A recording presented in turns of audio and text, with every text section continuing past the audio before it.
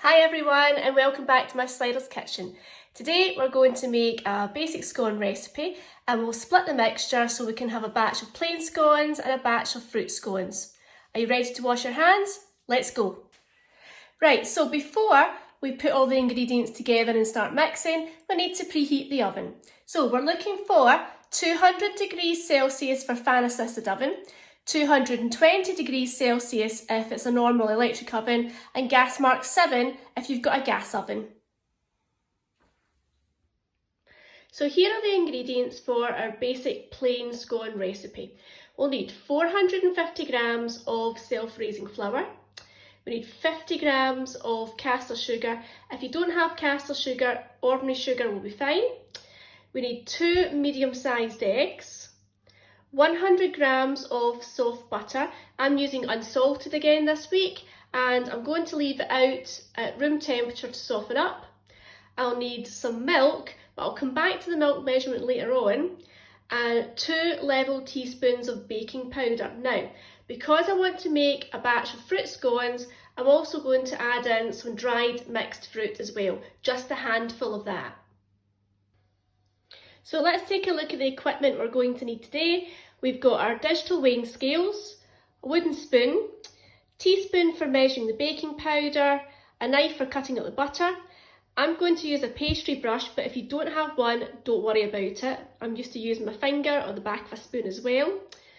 I've got a pastry cutter here for the scones. Mine's is 5 centimetres across, but you can have bigger or smaller depending on how big you want the scones to be. A rolling pin, mixing bowl, greaseproof paper for putting the scones in the oven, a sieve for getting rid of lumps in the flour, and my measuring jug. I'll be putting the milk and the eggs in the measuring jug to mix together. Now we're ready to make our super scones. Now I hope you've given your hands a really good wash. Safety, as you know, is really important in the kitchen. Last week I had a bit of an accident and I burnt myself at the oven the day after we made the banana bread, and that was with an oven glove on. So please be careful and get your adult to pop things in the oven for you. So we're now going to start measuring out our self-raising flour, and we need to sieve it just to make sure there are no lumps in the mixture.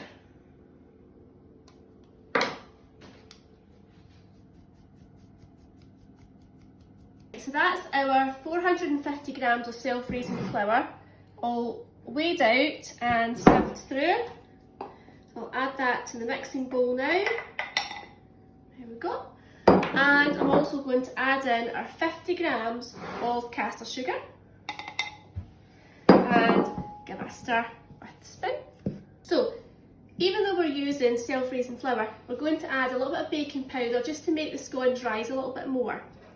So here's my teaspoon, and what I'm looking for is 2 level teaspoons. That's 1.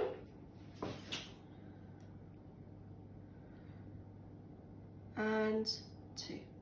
Now you need to make sure that's really well mixed in to the flour and the sugar. Now I'm going to put the butter into the flour, sugar and baking powder mixture.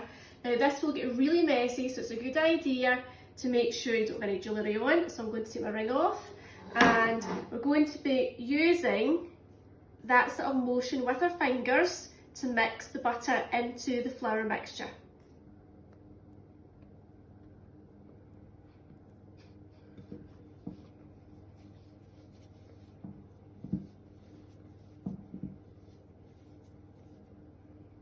So I want to take the 2 eggs now and crack them into our jug. Now try and make sure that we don't get any bits of eggshell into the mixture. There we go.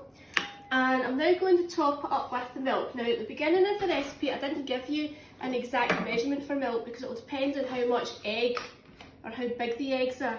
So what we want to do is to fill the jug up to the 300 milliliter mark.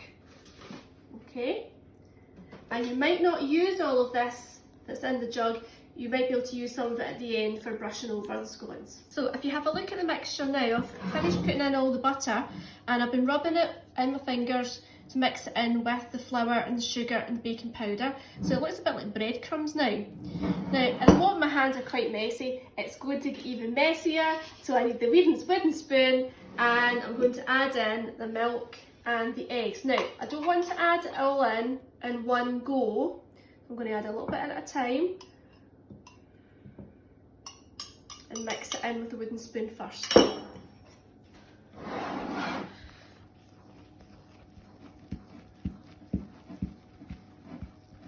You can see here now, I've mixed in most of the egg and milk mixture. Look at how it's all sticking together. And I've got a little bit left over that I'm going to brush on top of the scones when they're ready for the oven. Okay, it's time to take this mixture out of the bowl and put it on the work surface for rolling out. Right, so when you take the mixture out, it can be very sticky. So if you dust your work surface with flour, and what you're going to do is you're going to sort of knead it a little bit. So we've got a nice ball of scone dough. I said at the beginning of the video, we're going to split the mixture, so I'm going to split it in half right now. And keep one side for the plain, and the other side I'm going to add in my fruit, and I'm just going to knead it in to the dough and make sure it's all mixed in, because you don't want a fruit scone with one tiny little bit of fruit and someone else gets about 12 or 15 bits of sultana or currant. So I'm now going to take the half of the scone dough that has the fruit in it and roll it out. I don't want it to be too thick, but also I don't want it to be too thin. So I'm maybe looking for about 2 centimetres of height. And I'm going to use the fluted edge. And there is my first scone. Now if you put your cutter in the flour, it makes it easier for the scones to come back out again.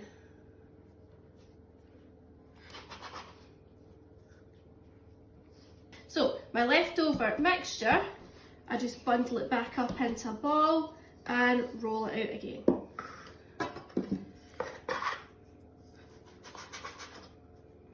So I've got the first batch of fruit scones ready to go in the oven. I'm just going to give it a little brush over with the pastry brush with the last of the egg and the milk mixture, and this will help the top of the scones look really nice and glossy. Now if you don't have a pastry brush, in the past I've used my finger, I've used a spoon, and I've just used the back of the spoon to wipe it across. But that's then ready to go in the oven at 200 degrees because I've got fan assisted. So we're now waiting for the fruit scones to bake in the oven. They should take about 12 to 15 minutes. Just keep an eye on them. You're looking for them to rise up and to be a nice golden brown colour on top. So while we're waiting for them, we'll just carry on with the plain scones now. That is the plain scone mixture all cut out and ready to go in the oven. So from the ingredients I've given you today, you should be able to get about 16 scones, and best thing is if you can't eat 16 scones all in one go, you can put some of them in the freezer and they'll freeze okay. Right, so that is our recipe for super scones today. Remember, that's the plain scone mixture. If you want to make fruit scones, you add in some fruit like sultana or currants. Please don't add cheese. Cheese is a totally different recipe. We've managed to get 17 scones today, and I think Camera Girl is desperate to get into the fruit ones.